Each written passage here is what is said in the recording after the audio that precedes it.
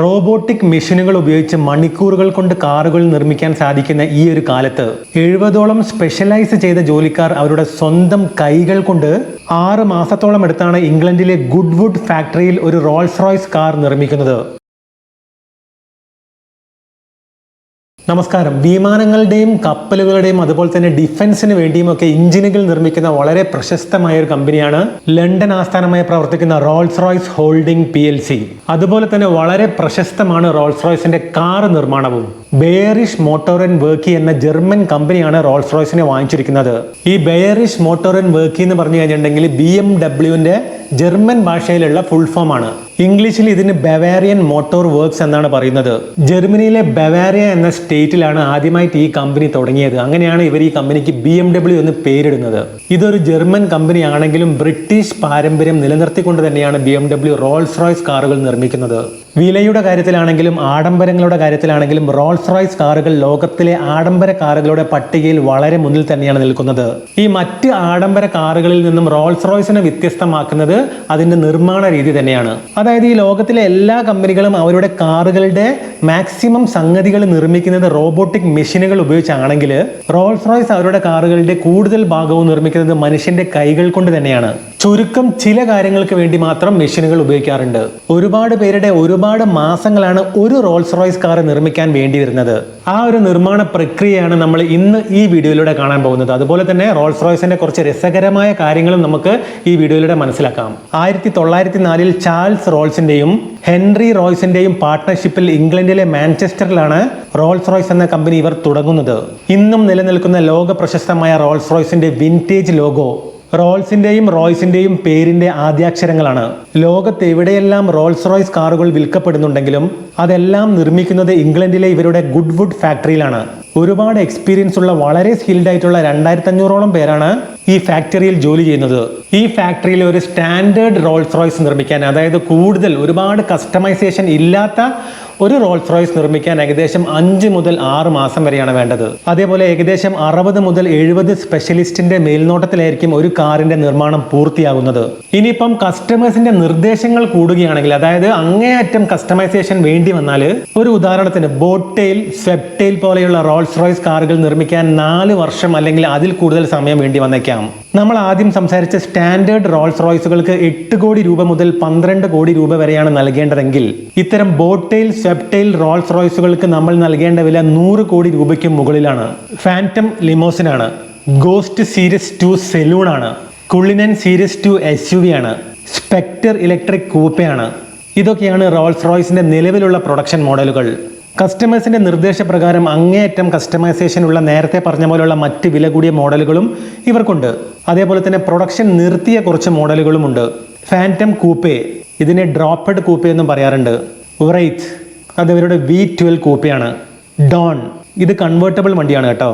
പിന്നെ സിൽവർ സെറാപ്പ്, ഇതൊക്കെ പ്രൊഡക്ഷൻ നിർത്തിയ വണ്ടികളാണ്. ഈ സിൽവർ സെറാപ്പ് എന്ന് പറയുന്നത് BMW ഏറ്റെടുക്കുന്നതിന് മുമ്പുള്ള മോഡലാണ് കേട്ടോ. ഈ റോൾസ് റോയ്സ് കാറുകളുടെ ഏറ്റവും വലിയൊരു പ്രത്യേകത എന്താണെന്ന് വെച്ച് കഴിഞ്ഞിട്ടുണ്ടെങ്കിൽ ഒരേ ഡിസൈനിലുള്ള അല്ലെങ്കിൽ ഒരേ വിലയിലുള്ള 2 കാറുകൾ നമുക്ക് ഈ ലോകത്ത് എവിടെയും കാണാൻ സാധിക്കില്ല എന്നുള്ളതാണ്. കാരണം ഓരോ കസ്റ്റമേഴ്സിന്റെയും ആവശ്യങ്ങൾക്കനുസരിച്ചാണ് ഈ വണ്ടി ഡിസൈൻ ചെയ്യുന്നത്. അപ്പൊ തീർച്ചയായും ഓരോ വണ്ടിയുടെ വിലയിലും മാറ്റങ്ങൾ വരും. റോൾസ് റോയ്സിന്റെ എക്സ്റ്റീരിയർ കളേഴ്സിന്റെ കാര്യത്തിലേക്ക് വരികയാണെങ്കിൽ ഫാക്ടറി കളറുകൾക്ക് പുറമെ കസ്റ്റമേഴ്സിന്റെ ആവശ്യങ്ങൾക്കനുസരിച്ച് സെലക്ട് ചെയ്യാൻ വേണ്ടിയിട്ട് 44,000ഓളം കളറുകളുടെ കളക്ഷനാണ് ഇവർക്കുള്ളത്.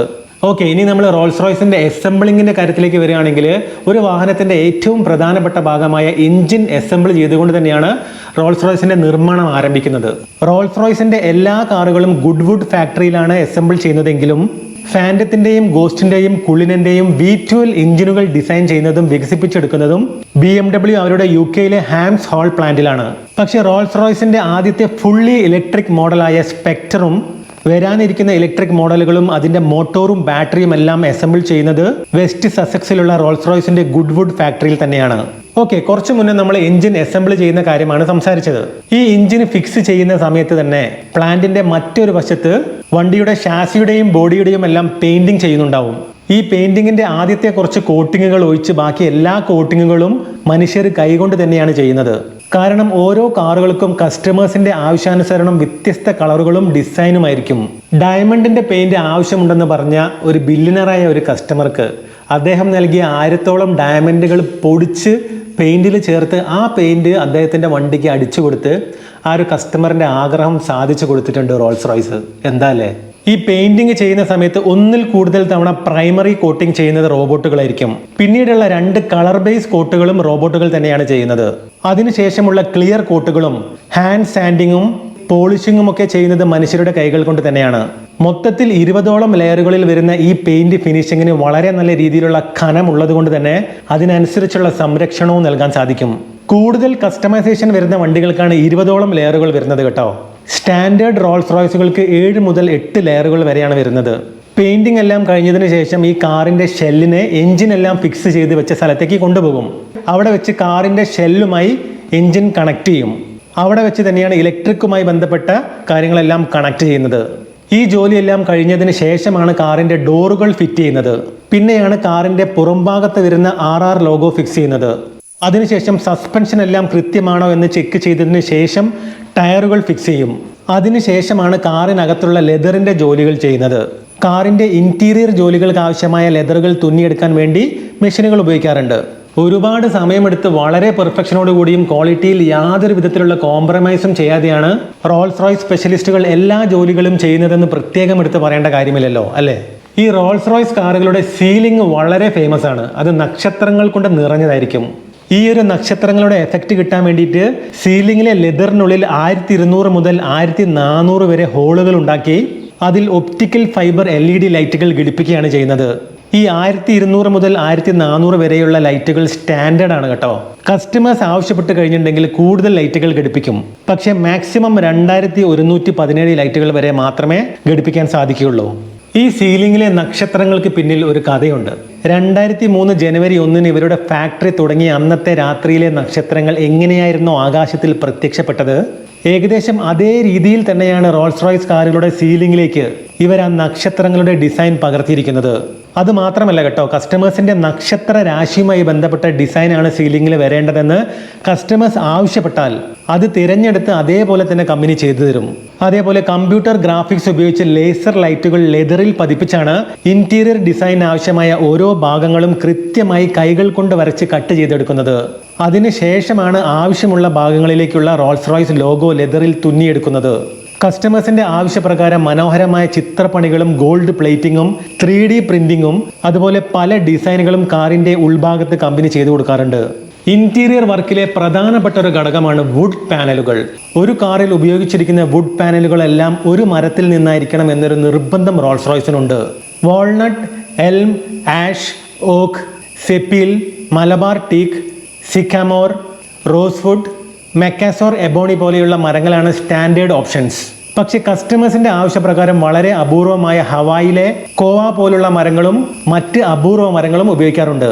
ഈ മരങ്ങളുടെ പേര് പറയുന്ന സമയത്ത് നിങ്ങൾ ഒരു പേര് ശ്രദ്ധിച്ചിട്ടുണ്ടായിരുന്നോ? മലബാർ ടീക്ക്, അതായത് നമ്മളുടെ തേക്ക്. കേരളത്തിൽ നിന്നും ഒരു മരം റോൾസ് റോയ്സിന്റെ ഇന്റീരിയർ നിർമ്മാണത്തിന് വേണ്ടി ഉപയോഗിക്കാറുണ്ടായിരുന്നു എന്നുള്ളത് നമുക്ക് അഭിമാനിക്കാവുന്ന ഒരു കാര്യം തന്നെയാണ് അല്ലേ? പണ്ടത്തെ റോൾസ് റോയ്സ് കാറുകൾക്കായിരുന്നു അത് ഉപയോഗിച്ചിട്ടുണ്ടായിരുന്നത്. പക്ഷെ നിലവിലെ കാറുകൾക്ക് തേക്ക് ഉപയോഗിക്കാറില്ല എന്നാണ് മനസ്സിലാക്കാൻ സാധിച്ചത്. അതൊരു പക്ഷേ ആളുകൾ ആവശ്യപ്പെടാത്തത് കൊണ്ടായിരിക്കാം. ഈ RR എന്ന് പറയുന്നത് റോൾസ് റോയ്സിന്റെ ലോഗോ ആണെങ്കിൽ ഈ വണ്ടി ഓൺ ചെയ്യുന്ന സമയത്ത് ബോണറ്റിന്റെ മുന്നിൽ നിന്നും ഉയർന്നു വരുന്നതും വണ്ടി ഓഫ് ചെയ്യുന്ന സമയത്ത് താഴ്ന്നു പോകുന്നതുമായ ആ ഒരു രൂപം, ചിറക് വിടർത്തി 2 കൈകളും പിറകിൽ കെട്ടി മുട്ട് ചെറുതായിട്ടൊന്ന് മടക്കി മുന്നോട്ട് കുതിക്കാൻ തയ്യാറായി നിൽക്കുന്ന ഒരു സ്ത്രീയുടെ രൂപം, അതെന്തിനെയാണ് സൂചിപ്പിക്കുന്നതെന്ന് പലരും ചിന്തിക്കുന്ന ഒരു കാര്യമായിരിക്കും അല്ലേ? പറയാം. ദ വിസ്പർ എന്ന് പറഞ്ഞ പ്രതിമയിൽ നിന്നും പ്രചോദനം ഉൾക്കൊണ്ട് 1911 ചാൾസ് റോബിൻസൺ സൈക്സ് എന്നൊരു ഇംഗ്ലീഷ് ശില്പിയാണ് സ്പിരിറ്റ് ഓഫ് എക്സ്റ്റസി എന്ന് പേരുള്ള ഈ ഒരു എംബ്ലം ഉണ്ടാക്കിയത്. സ്പീഡ് വിത്ത് സൈലൻസ് എന്നാണ് ഈ ഒരു എംബ്ലം പ്രതീകപ്പെടുത്തുന്നത്. റോൾസ് റോയ്സിന്റെ എലിഗൻസിനെയും ഗ്രേസിനെയും കുറിച്ചാണ് ഇത് സംസാരിക്കുന്നത്. 1911 തന്നെ അന്നത്തെ Rolls റോയ്സിന്റെ managing director Claude Johnson ഈ ഒരു എംബ്ലം അവരുടെ ബ്രാൻഡ് ഐഡന്റിറ്റിയായി കമ്മീഷൻ ചെയ്യുകയായിരുന്നു. ആദ്യകാലങ്ങളിൽ മുകളിലോട്ടും താഴോട്ടും നീങ്ങാത്ത സമയത്ത് ഈ ഒരു എംബ്ലം നിർമ്മിച്ചിരുന്നത് വെള്ളിയിലായിരുന്നു. അതേപോലെ തന്നെ കസ്റ്റമേഴ്സിന്റെ നിർദ്ദേശപ്രകാരം ഈ ഒരു എംബ്ലം സ്വർണത്തിലും ഡയമണ്ടിലും നിർമ്മിച്ചിട്ടുണ്ടായിരുന്നു. മോഷണ ശ്രമം നടത്താൻ തുടങ്ങിയതോടുകൂടിയാണ് ഈ ഒരു എംബ്ലം കോപ്പറിലും അതുപോലെ തന്നെ സ്റ്റെയിൻലെസ് സ്റ്റീലിലും പിന്നീട് കമ്പനി നിർമ്മിക്കാൻ തീരുമാനിച്ചത്. പക്ഷേ പിന്നീട് ടെക്നോളജി അവർ മാറ്റി. വണ്ടി ഓൺ ചെയ്യുന്ന സമയത്തും ഓഫ് ചെയ്യുന്ന സമയത്തും ഈ എംബ്ലം മുകളിലോട്ടും താഴോട്ടും നീങ്ങുന്ന ഒരു ടെക്നോളജി ഇവർ കൊണ്ടുവന്നു. അതിനുശേഷം മോഷ്ടാക്കൾ അവരുടെ ആ പണി നിർത്തിയിട്ട് ജോലിക്ക് പോകാൻ തുടങ്ങി എന്നാണ് കേട്ടത്. ഈ ഒരു എംബ്ലം ഫിക്സ് ചെയ്ത് കഴിഞ്ഞാൽ പിന്നെ ക്വാളിറ്റി ചെക്കാണ്. എക്സ്റ്റീരിയർ ആണ് ആദ്യം ചെക്ക് ചെയ്യുന്നത്. പെയിന്റിംഗ്, ലൈറ്റുകൾ, എൻജിൻ, ബാറ്ററി എല്ലാം വളരെ ഡീറ്റെയിൽ ആയിട്ട് ചെക്ക് ചെയ്യും. അതിനുശേഷം കാറിനകത്തേക്ക് വെള്ളത്തിന്റെ ഈർപ്പം വരുന്നുണ്ടോ എന്ന് അറിയാനുള്ള ടെസ്റ്റും നടത്തും. ഇതെല്ലാം ഒരുപാട് മണിക്കൂറുകൾ നീണ്ടു നിൽക്കുന്ന പ്രോസസ്സാണ്. അതിനുശേഷം വണ്ടിയുടെ സസ്പെൻഷൻ ടെസ്റ്റും അലൈൻമെന്റ് ടെസ്റ്റും നടത്തും. അതിനുവേണ്ടി റോഡിന് സമാനമായ സാഹചര്യങ്ങൾ പ്ലാന്റിനകത്ത് നിർമ്മിച്ചിട്ടുണ്ടാവും. പിന്നെ നിങ്ങൾ ഒരു കാര്യം ശ്രദ്ധിച്ചിരുന്നോ? റോൾസ് റോയ്സ് കാറുകളുടെ ചക്രങ്ങൾ എത്ര സ്പീഡിൽ കറങ്ങിയാലും ചക്രത്തിന്റെ നടുവിലുള്ള റോൾസ് റോയ്സ് ലോഗോ നേരെ തന്നെ നിൽക്കുന്ന രീതിയിലാണ് ഡിസൈൻ ചെയ്തിരിക്കുന്നത്. വളരെ സുഗമമായ യാത്രയാണല്ലോ റോൾസ് റോയ്സ് കാറുകളുടെ പല പ്രത്യേകതകളിൽ ഒന്ന്. റോഡിലെ കുണ്ട്, കുഴി, ഹമ്പ് പ്രശ്നങ്ങളൊന്നും ഒരു പരിധി വരെ വണ്ടിക്കുള്ളിൽ ഇരിക്കുന്നവർ അറിയാറില്ല. അത്രയ്ക്ക് സ്മൂത്താണ്. ഗുഡ് ഇയർ, കോണ്ടിനെന്റൽ എന്നീ കമ്പനികളാണ് റോൾസ് റോയ്സിന് വേണ്ടി ടയറുകൾ നിർമ്മിച്ച് നൽകുന്നത്. ഇതെല്ലാം സൈലന്റ് സീൽ ടയറുകളാണ്. അതായത് ടയർ തിരിയുന്ന സമയത്ത് റോഡിൽ തട്ടിയുണ്ടാവുന്ന ശബ്ദം ഇല്ലാതിരിക്കാൻ ടയറിന്റെ ട്രെഡിന്റെ ഉള്ളിൽ പോളിയുറുത്തേൻ ഫോം ലെയർ ആണ് ഒട്ടിച്ചു വെച്ചിരിക്കുന്നത്. അത് കാരണം 9 dB വരെ ടയറിൽ നിന്നുള്ള ശബ്ദം ഇല്ലാതാക്കാൻ സാധിക്കും. ഇനിയുള്ളത് വണ്ടിയുടെ മിനുക്ക് പണിയാണ്. അതിനുവേണ്ടി മണിക്കൂറുകൾ എടുത്താണ് വണ്ടി പോളിഷ് ചെയ്യുന്നത്. പോളിഷ് എല്ലാം ചെയ്ത് മിനുക്കി സുന്ദര കുട്ടപ്പനാക്കി വെച്ചതിന് ശേഷമാണ് റോൾസ് റോയ്സിന്റെ ഐക്കോണിക് കോച്ച് ലൈൻ വരയ്ക്കുന്നത്. 3 അല്ലെങ്കിൽ 4 മില്ലിമീറ്റർ മാത്രമുള്ള വളരെ കനം കുറഞ്ഞ നീളത്തിലുള്ള തുടർച്ചയായിട്ടുള്ള ഒരു വര കാറിന്റെ 2 വശങ്ങളിലും ഹെഡ്ലൈറ്റ് മുതൽ ടെയിൽ ലാമ്പ് വരെ വരയ്ക്കണം.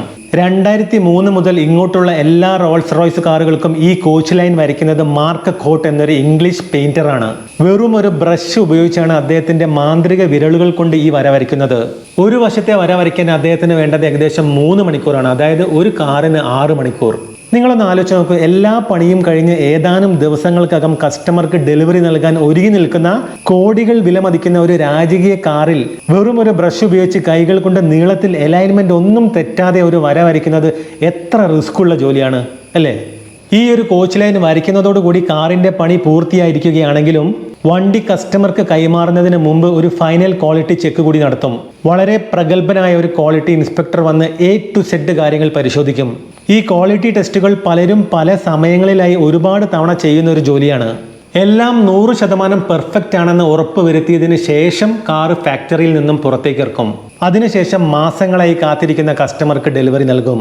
ഈ കോടികൾ കൊടുത്ത് വാങ്ങിക്കുന്ന കാറുകളുടെ മൈലേജ് ഒന്നും ആരും നോക്കാറില്ല അല്ലേ? അതിൻ്റെ ആവശ്യമില്ല. എന്നാലും നിങ്ങളുടെ അറിവിലേക്കായിട്ട് ഞാൻ പറയാം. അതായത് റിപ്പോർട്ടുകൾ അനുസരിച്ചിട്ട് ഈ റോൾസ് റോയ്സിൻ്റെ സ്റ്റാൻഡേർഡ് കാറുകൾക്ക് 1 ലിറ്റർ ഇന്ധനത്തിൽ നിന്ന് ഏകദേശം 6 മുതൽ 8 കിലോമീറ്റർ വരെയാണ് മൈലേജ് ലഭിക്കുന്നത്. 2024 5712 കാറുകളാണ് ലോകമെമ്പാടും റോൾസ് റോയ്സ് വിൽപ്പന നടത്തിയത്. പക്ഷേ 2023 വിൽപ്പനയെ അപേക്ഷിച്ച് 5.6% ഇടിവാണ് രേഖപ്പെടുത്തിയിരിക്കുന്നത്. 2023 6032 കാറുകൾ വിൽപ്പന നടത്താൻ റോൾസ് റോയ്സിന് സാധിച്ചിട്ടുണ്ടായിരുന്നു. വരും വർഷങ്ങളിൽ റോൾസ് റോയ്സിന്റെ കൂടുതൽ മോഡലുകൾ ഇറങ്ങാനിരിക്കുന്നു. അതിൽ ഇലക്ട്രിക്കും ഉൾപ്പെടുന്നു.